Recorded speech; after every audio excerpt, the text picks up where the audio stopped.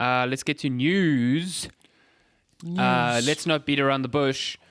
We finally got prices for next-gen consoles. Can you believe it? Oh my! Oh, From an unlikely, well, not unlikely source, I guess, but so basically, the worst-kept secret in console news ever, the Xbox Series S, which is Microsoft's lower Project cost, lower Lockhart. performance, Project Lockhart, lower cost, lower performance next-gen console.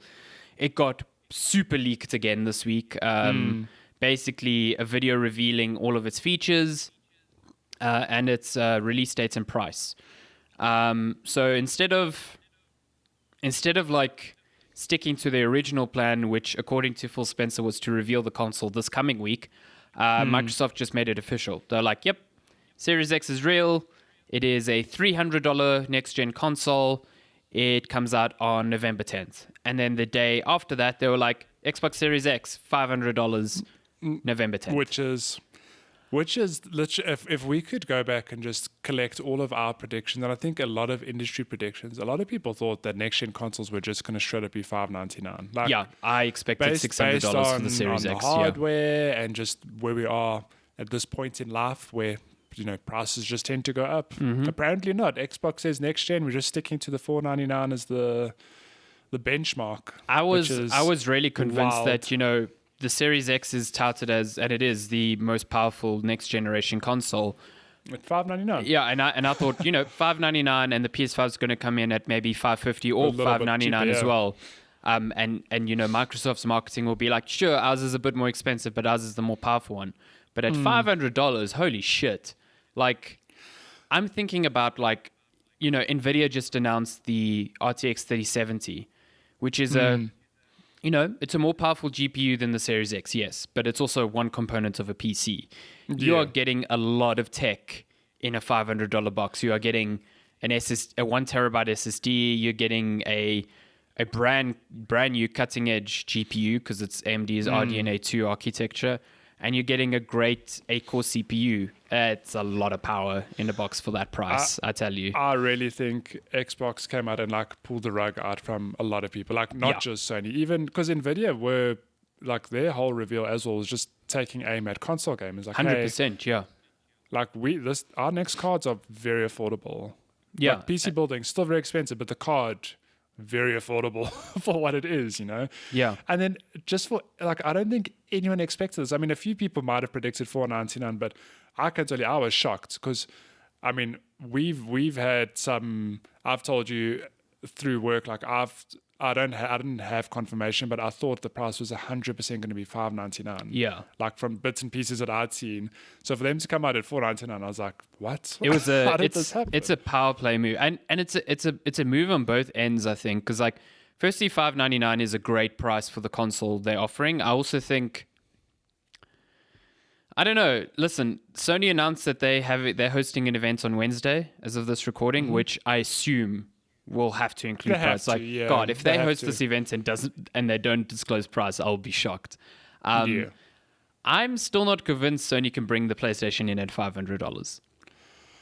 At least not their disc-based one. At the very least, I think maybe the digital one could be $500, and the disc-based one is actually let's do this because now it will be a time capsule. What's your prediction for both of the PlayStation consoles? I think I was saying before we started recording that the discless PS5 will be maybe $450.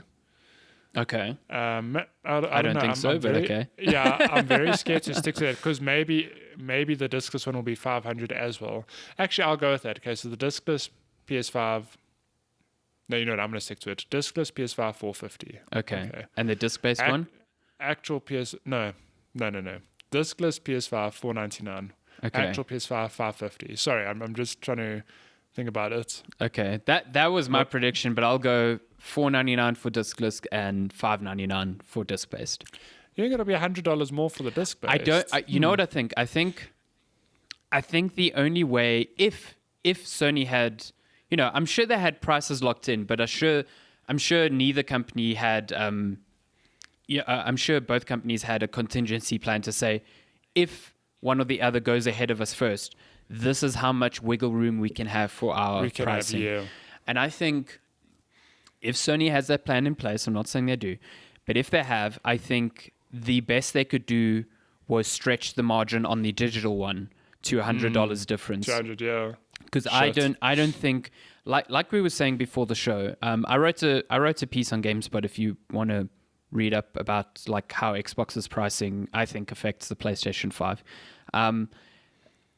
I don't think Sony as a company has the sort of power that Microsoft has to really mess with their price as much as I think they have with the Xbox Series X and S, because Xbox is nowhere near Microsoft's biggest moneymaker, like not even close. Whereas PlayStation is Sony's most profitable business venture.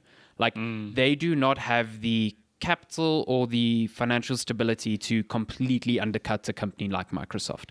And I think that's where Microsoft went wrong last gen, was like they had this ability to do that and they just let Sony undercut them, which was like the most bizarre move ever. Like, so I think they've learned from that. And I think, I think if the PlayStation 5 was already priced at $500, they'll keep it that way.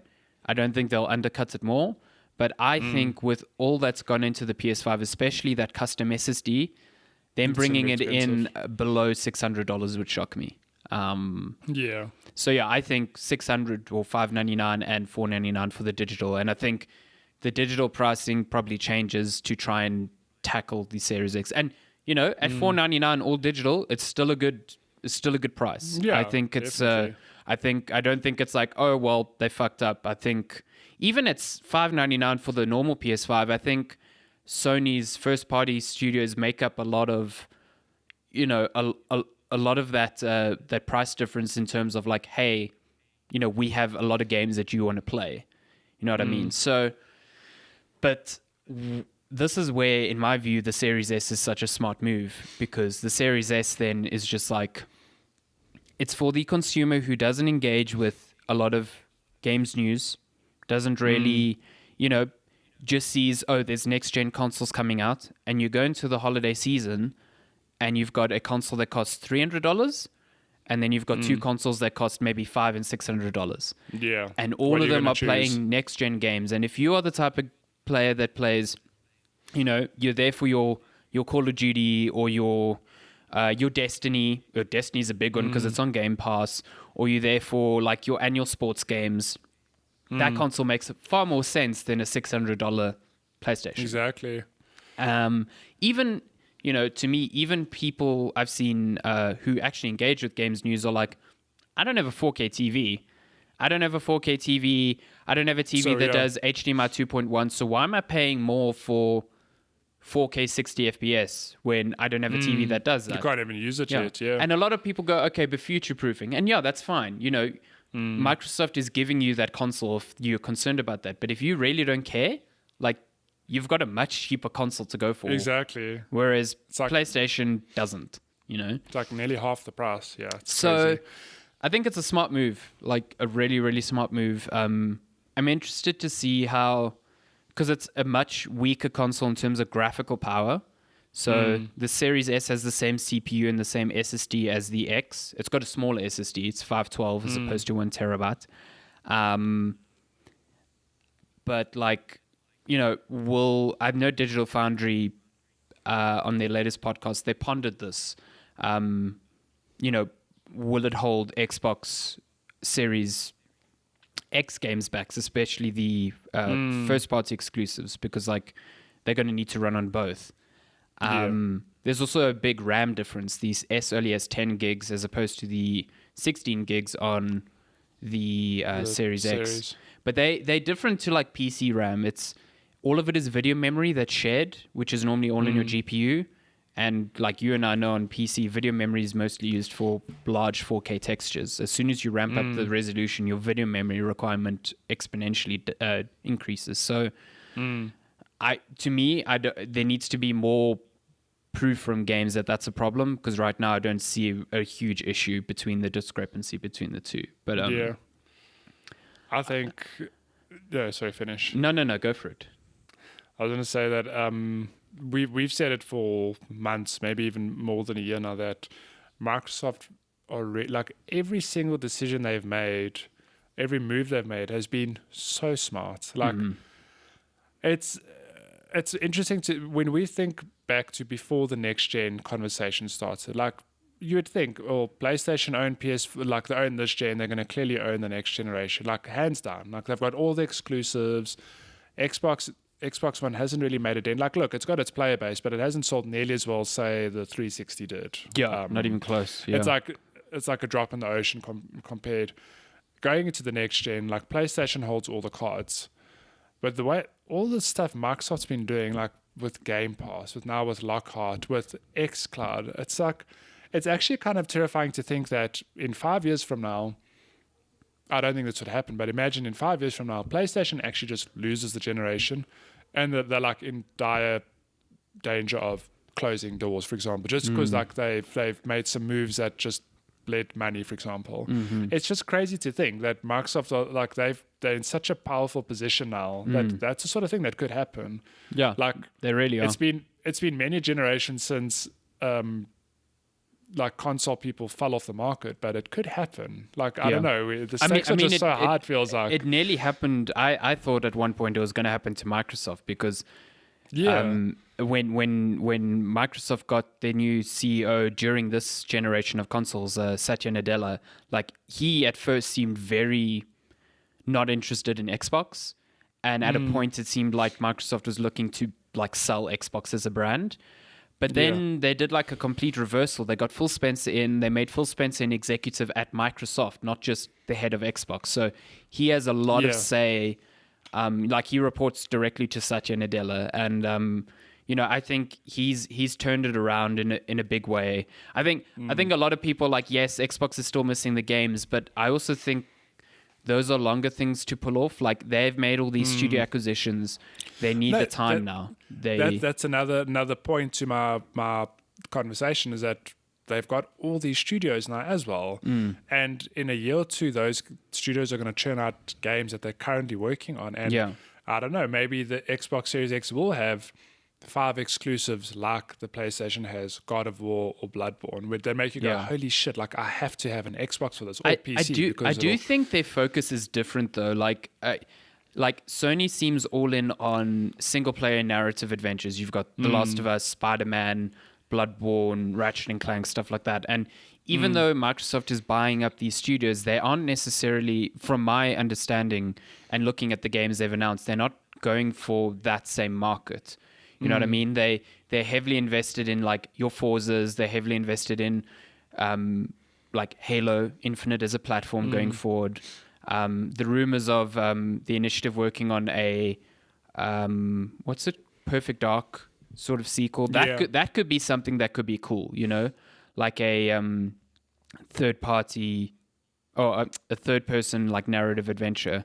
So I don't know. They feel like they're doing different things, but I do think different is good because not everyone buys a console for single player adventures. No. That's Sony's calling card, but like you look at the amount of look at what Spider-Man and Uncharted, they sell close to like 15 million copies of an 80 million install base. Like it's still really good for first party, but it shows you that the large majority of PS4 players, that's not all of what they want to play. Exactly. So just aiming at that seems a bit weird. Yeah. So don't get me wrong. Like what I was saying earlier, it's like a wild card. Like, oh my god, PlayStation are going to die, sort of thing. I don't think that'll happen because PlayStation, like you said, they've just got a different approach, and it doesn't mean they're wrong. I just think that Microsoft's positioning is so smart for the next gen that they are going to do exceptionally well, I feel. I definitely think so, yeah. They're in a much better position than they were at the beginning of the last gen. Like, there's no questioning that. It's funny how it seems that these console companies like skip generations for the most part. Well, so for example, the original Xbox came out. I think it did fine, but like definitely not Microsoft's best console. The 360 came out, and they were like, the 360 was really good. I mean, it came out a year earlier than the PS3, but I think it did very well that generation. It did, cheaper. It did super well that generation, and then Xbox One was like PS3 only caught up in the final year of that gen.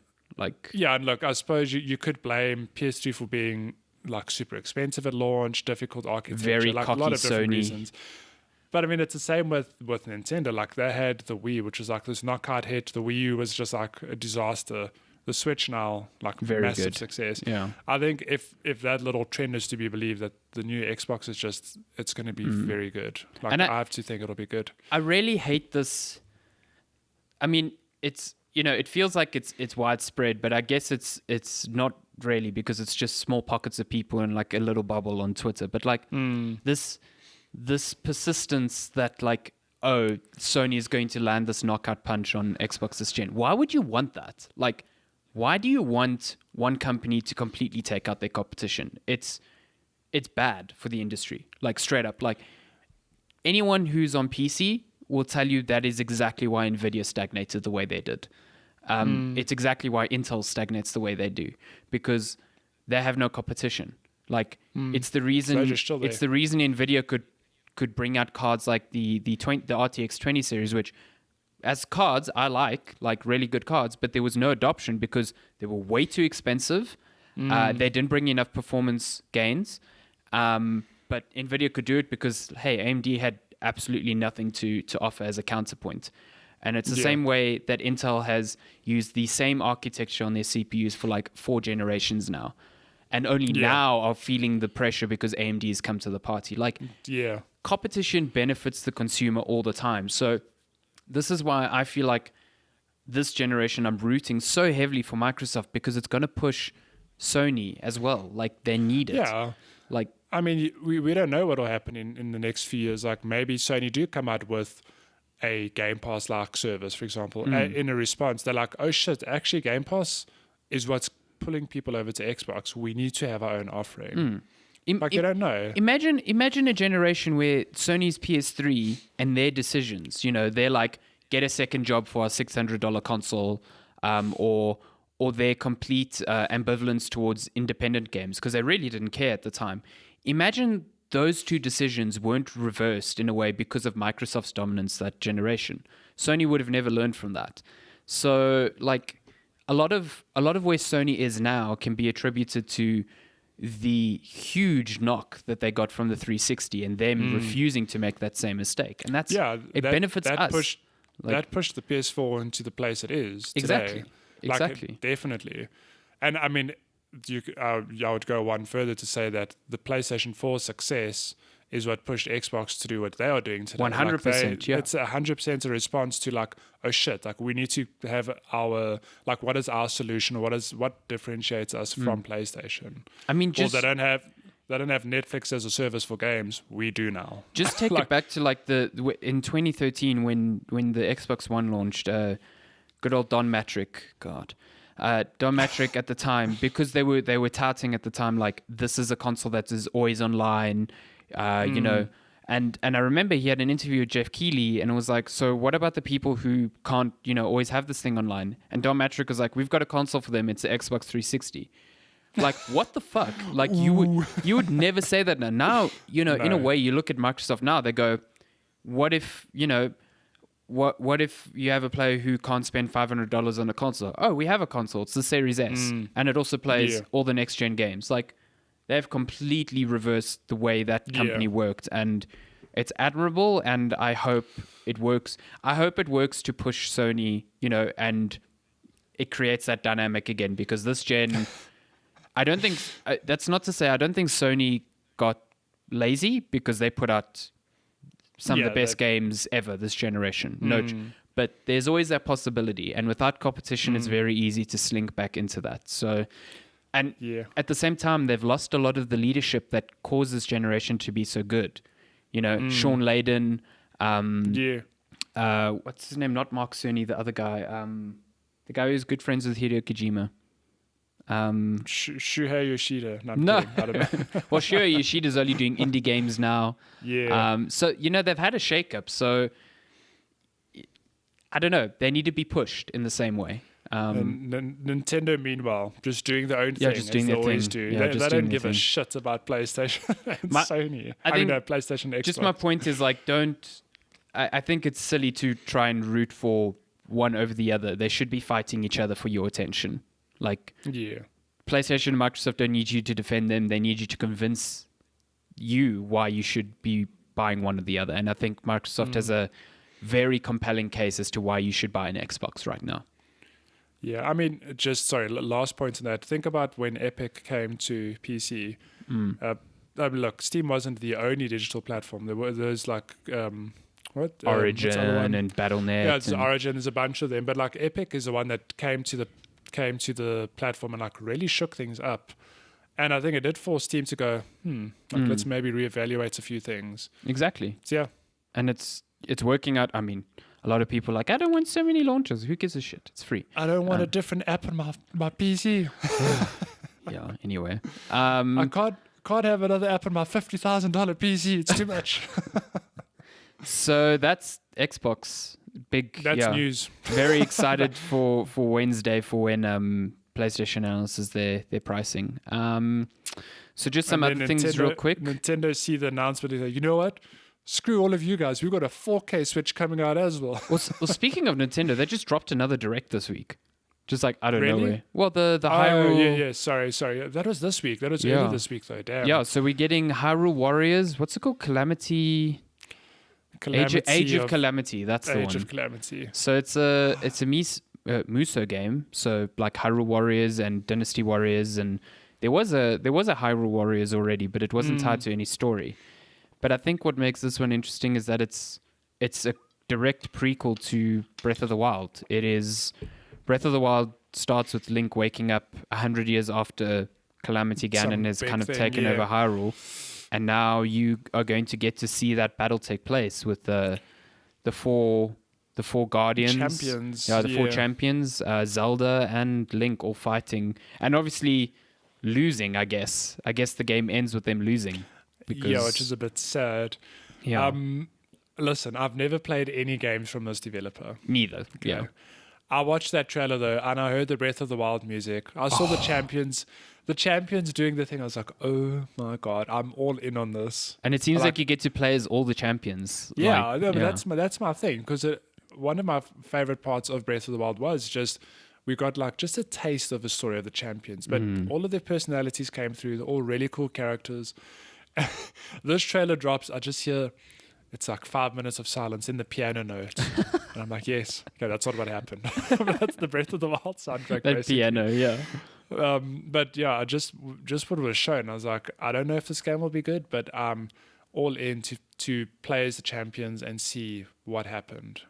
But Joe, like you said, we all know how it ends. Yeah, we all know how it's meant to end. It's a cool thing though, because it's developed directly with the Legend of Zelda team, so the story is connected. I think it's a very smart pivot of like, this is going to be large scale battles. So of course the Musa game makes sense because it's like thousands of enemies on the screen at a time, and that really gives a sense of scale to the whole conflict. So I'm kind of in, between this and Persona 5 Scramble, which is also a Musa game that connects to the story. Like I might get into these games; they could be fun.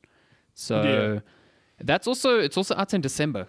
It's just like, here's this brand new game that wasn't leaked, that no one knew about, and it's out in 2 months. Like, isn't it out sooner? No, is it December? Or is it November or December?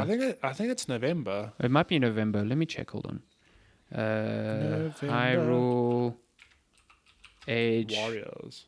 Ooh, no. Hyrule Warriors Age of Calamity. Age of Calamity. It is out on... Wow, imagine I could find a very quick release date. I think it's November. I could be wrong. But Let's see. Amazon will tell me. Oh, you're right. 20th of November.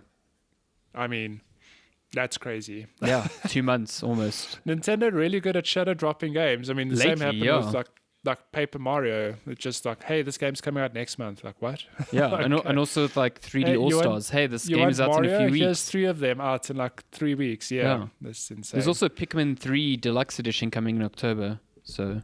Oh shit, that's out next. Oh my god, there's so much many games. Stuff. Very quick other news. We got to see Black Ops Cold War's multiplayer. Looks real good. Pew pew. Did you watch that trailer? I haven't seen the multiplayer trailer, but just the game itself. I like the visual style. It's very colorful. Looks very cool. The multiplayer looks fun. There's a map where you are like it's like two like warships at sea, and you're using like little boats to like navigate between the two. So it's, and like zip lines. It looks really cool. I quite like it. That's so cool. yeah, I like Modern Warfare's multiplayer, so I'm keen on trying this out. You there? Star Wars Squadrons, you know that other pew pew game. Yes. It's getting support on consoles for the flight sticks, the hot ass. That's cool. Yeah, so on day it one you'll actually have fly. support for that, which is pretty cool because of course it will work on PC, but for consoles as well is a pretty neat touch. What else? There was something here. Oh, Kenner Bridge of Spirits. Remember that PS5 exclusive? Yes. So good. It's been delayed to Q1 of 2021. Sad. No, It's also coming meant to come out this year. Yeah, it's coming to PS4 and PS5. It was meant to come out this year, but it's I mean, games being delayed this year is not anything new. Makes sense. Yeah. So that's a bit sad. Oh, we never mentioned with the Xbox consoles we have local pricing. So yes, yeah. Xbox Series X will go for 12,000 rand. Series S will be 7. If you are busy furiously typing a dollar conversion onto Google and shouting at your screen, just don't. Please there's don't. so many more factors involved in that. It's never that. Also, 12,000 rand for a $500 console seems pretty good considering your RTX 3070s are starting at 15,000 rand, and they're the same price. So 7,000 rand for a next gen console is real good. It's the same price as a Xbox One S currently. At the moment, yeah, it's just wild. Damn good price. Come on. Damn good price. Yeah. There was a cheeky thing in one of Phil Spencer's in the Xbox event in June. He had the Series S on a shelf behind him, and no one noticed. Oh, yeah, I saw that. June. So was that in June? How cheeky is that? That's so funny. That's a cool little Easter egg. But he had it like lean, so it just looked like a book. Really, It just looked like a book. Yeah. It's I thought that was quite a funny thing. Like, imagine him just recording that and being like, ha ha ha ha ha ha. If only they knew. Yeah. What other news we got? Ubisoft had a thing, their Ubisoft Forward this week. God, so many things. There's so many things. So just very quickly, we're getting a Prince of Persia Sands of Time remake. So that's real. Sands of Time is my favorite of that trilogy, so I'm keen on it. I just think visually it looks a bit odd, but I'm still keen to play it because it's a great game. Yeah, I want to see what it looks like when it comes out. Yeah. Scott Pilgrim vs. the World is getting re-released. Yes. So that's cool. That game is pretty fun. Really enjoy that. I played that on PS3 back in the day. Aiden Pierce is coming back to Watch Dogs. Don't know why. He's terrible. Yeah, I was like, that's just 100% a little like... They're like, fans have been asking for him. I'm like, who? Fans have been dying for this Aiden Pearson guy from the first one. No one asked. No one asked. Literally no one asked, yeah.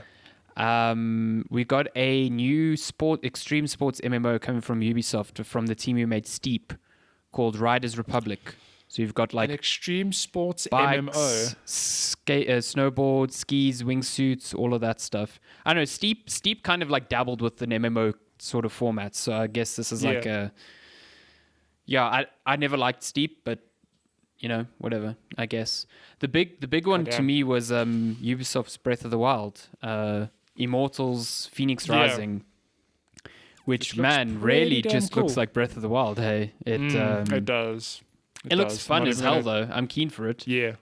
It looks good. It looks pretty cool. It looks like a Ubisoft, open world game mixed with the color palette and open world of Breath of the Wild. So I'm keen for that, and that's out in December. So that's soonish. That is out in December. And then just finally, just a very quick rundown of, because now that the Xbox got a date, a lot of games got dated for like launch for the Xbox. Yeah. So Assassin's Creed Valhalla release date got moved up by a week to match the Xbox dates, launching on... Oh, I didn't realize that. We've got Yakuza Like a Dragon, also out on launch day. We've got Dirt 5 got delayed to match the Xbox launch as well. Gears Tactics coming to Xbox on launch day. And there was a hint by Jeff Grubbs, who's a reporter for VentureBeat has like sort of like hinted at a lot of things for next gen consoles that have been true. He says Microsoft are spending millions, apparently not on a studio acquisition, but on a big exclusive deal. And my guess is that they are paying a lot of money to CD Projekt Red to get Cyberpunk 2077 on Game Pass at launch. That would be insane. Think that would be a big thing. A very, very big thing. Like, hey, our new console's launched. Hey, biggest game of the year, free on Game Pass. On Game Pass. Holy shit, that would be crazy. I mean, I think they've got the good relationship there, right? They've launched that Cyberpunk console earlier this year. Mm-hmm.